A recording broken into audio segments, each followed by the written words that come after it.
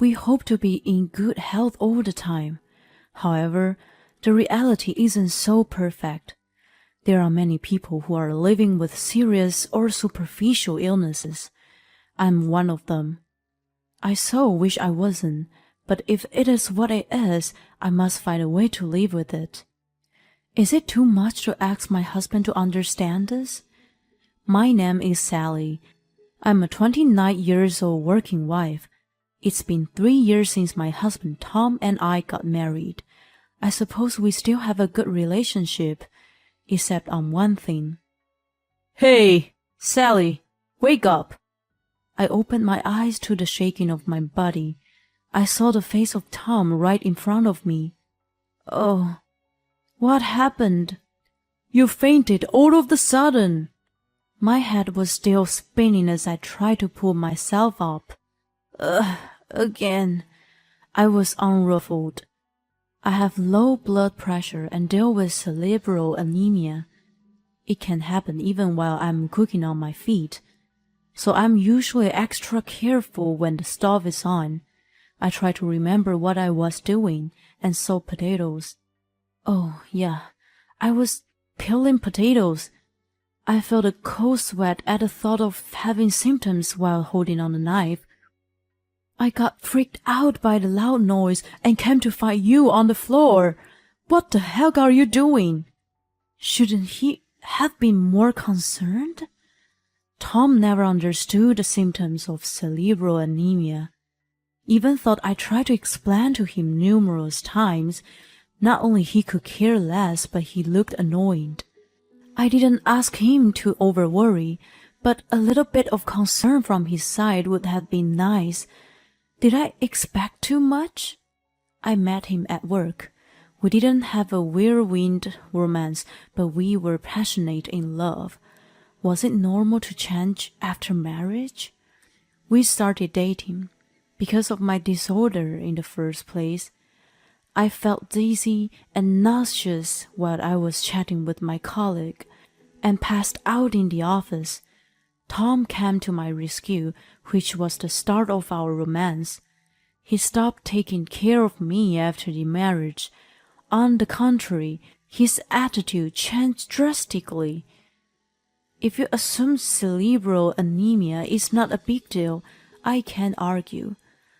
Tom thought it was just anemia, and ordered me to take more iron supplements and eat more liver.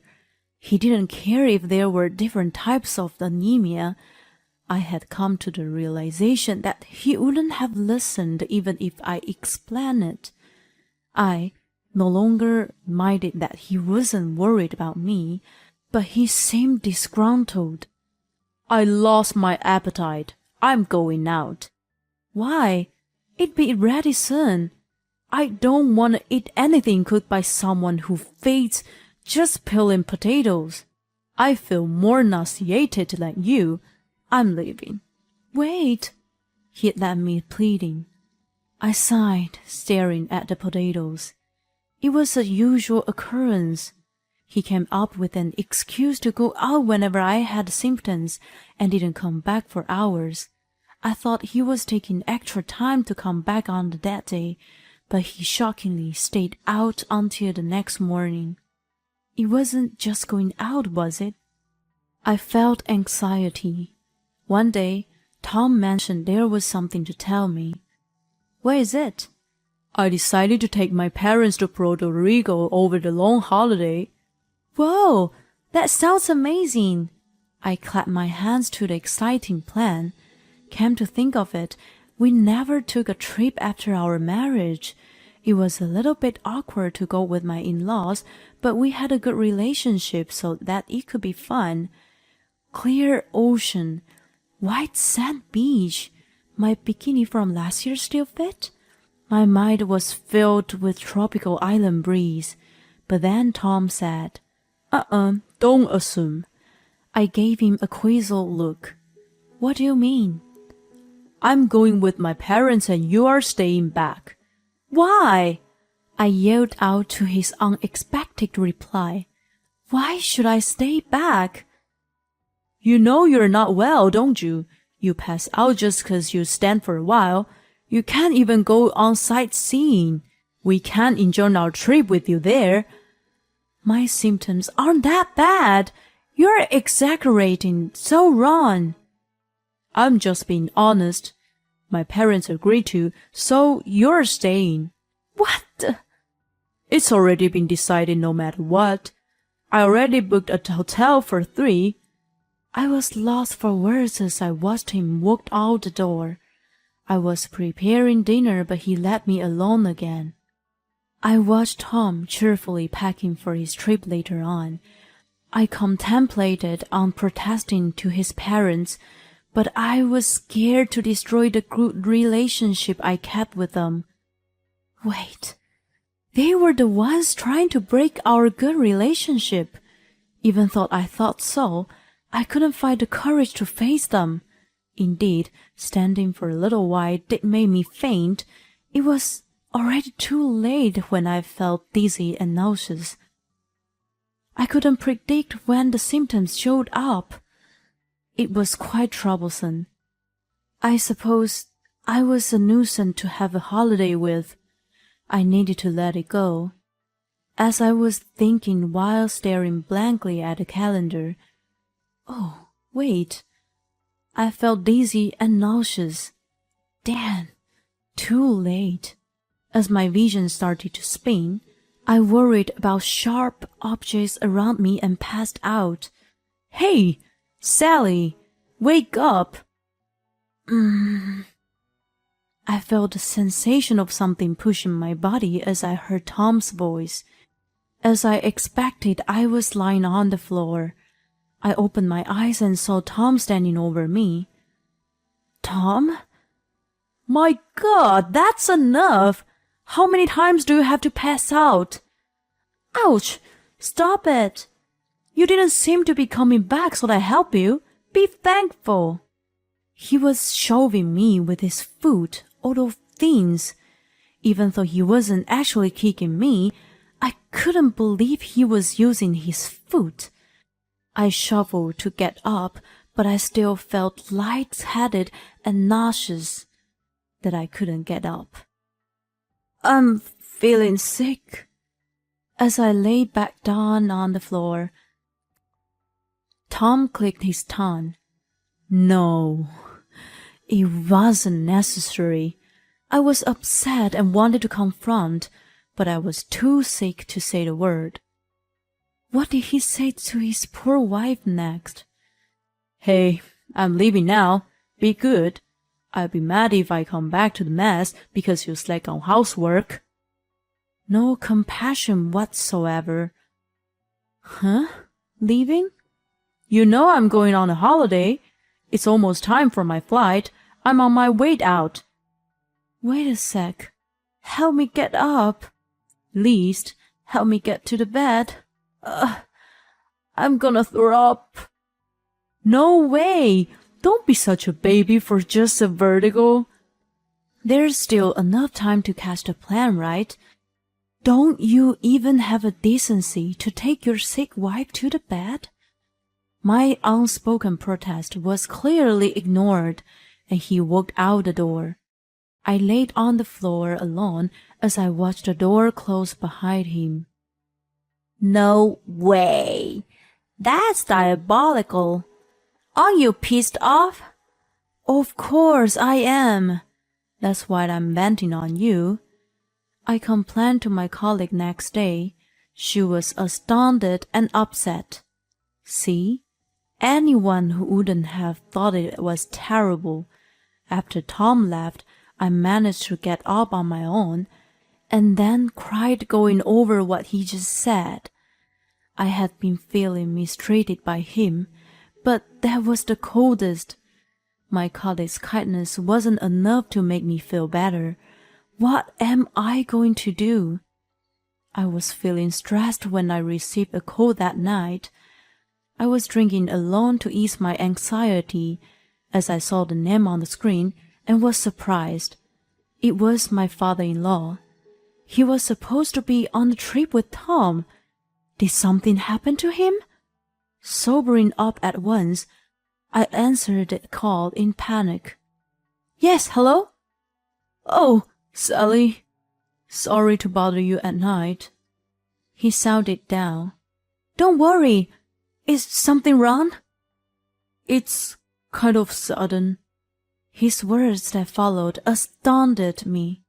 Next day, my phone kept vibrating in the quiet room.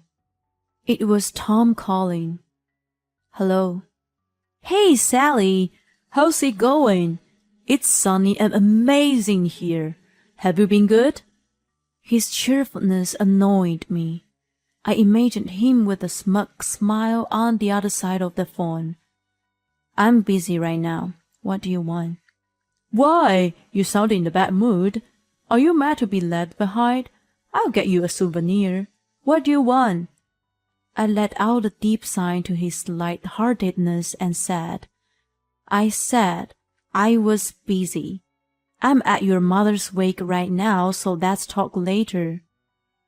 What? There was a long pause before he could finally make a word. His dumbness annoyed me even more. I said I was at your mother's wake. Huh?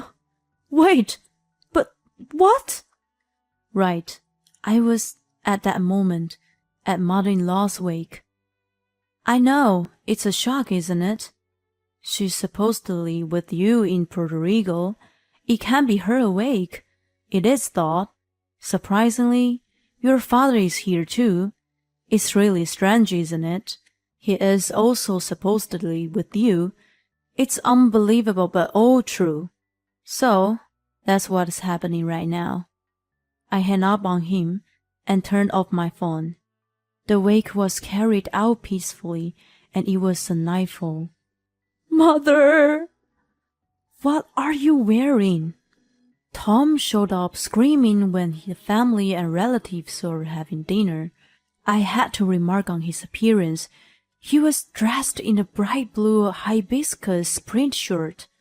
The way his just out of the tropical island look was stepped with cold stares. Why would you come to your mother's wake dressed like that? What? Oh, well, I came right from the airport. My phone was off, so he called his father. He rushed back as soon as he got the detail and didn't think to change his clothes. Never mind. What's going on? You heard. Your mother passed away. It was last night. My father-in-law, who was supposedly on the trip with Tom, called me. Oh, Sally, sorry to bother you at night, he continued to say. It's kind of sudden, but my wife just passed away. I dropped my beer from the shock. Liquid poured out on the floor, but I couldn't move. She suddenly collapsed at home this morning.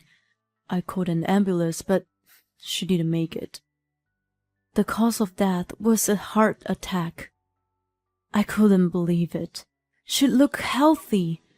I thought she was going to live for a long time. I couldn't believe it. She was supposedly on the trip with Tom. I can't believe it. You're cheating on me. What? Tom froze hearing my words. I didn't need to continue as someone else took over. You idiot! You lied and went on a holiday with your girlfriend? Dad, what do you mean? I was disgusted by the way he pretended and said, Guess what? You left all the evidence at home, and you think I'm not gonna find them? In fact, I went through his things right after the call with my in-laws. As expected, I found millions of proof. There were many unexplainable transactions on his credit card and hotel receipts. I found many photos of him and his girlfriend in his computer. The confirmation of his trip too came out. The number of guests shown on it was only 2 instead of 3. Moreover, why do you post pictures of you and your girlfriends on social media? What are you thinking? Surprisingly, he posted pictures during the trip. He wasn't stupid enough to blatantly show two of them together, but her reflection was clear on the glass window in the pictures. What an idiot. Thank you for leaving proof. I've no affection towards someone who left me while I was sick. I can divorce with no regret. Divorce? Wait, it's not what you think. It's not. What's not? It's nothing but cheating, isn't it? No, it is not. He was unable to say anything else. Just go back to Puerto Rico. She's waiting for you, right? I rolled my eyes. He kept pleading, but he was silenced by the sudden roar. You fool! You're a disgrace of the family! Wait, what are you doing here? Why wouldn't I be awake on my sister-in-law? The one scolding was a brother of my father-in-law.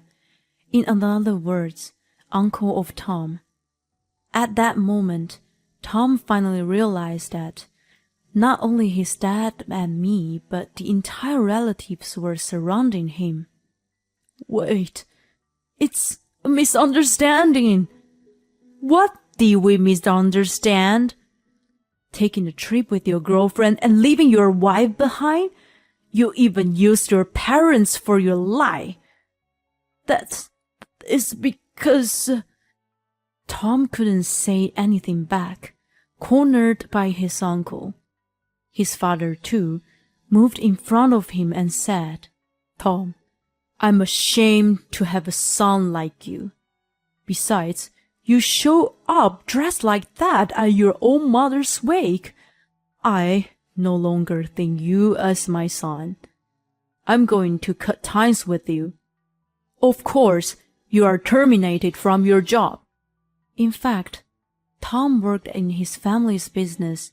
He had never been able to keep his job anywhere. He was actually fired at a company where we met. After making many mistakes, his dad and uncle saved him then. No, that's not fair. Shut up. You disregard your wife when she falls ill and go on a trip with your girlfriend. You're in no position to complain.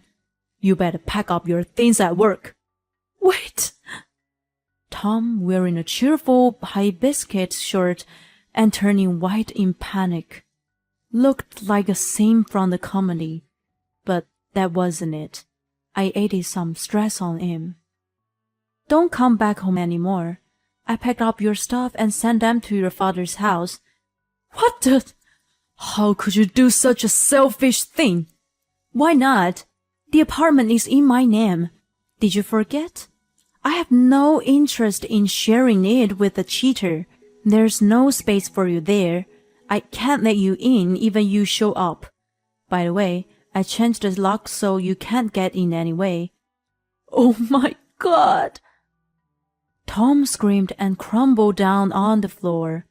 Afterward, I hired a lawyer and divorced Tom. I got a large sum of alimony from him, as well as compensation from his girlfriend. The girlfriend, who had never imagined to be charged, was fed up with upless Tom, and they broke up.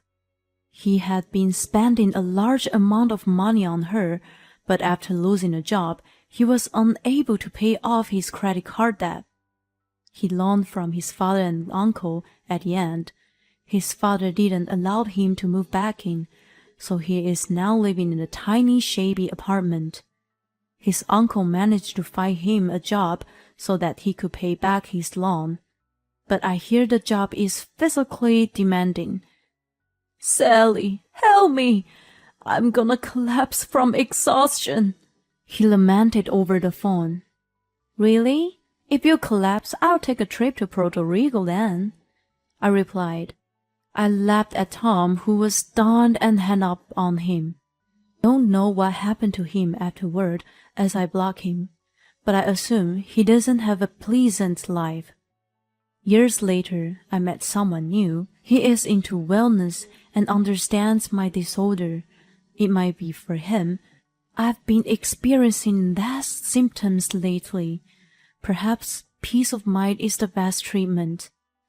Seeing an embarrassed expression as he held out a ring to me, I'm excited by the prospect of a happy future.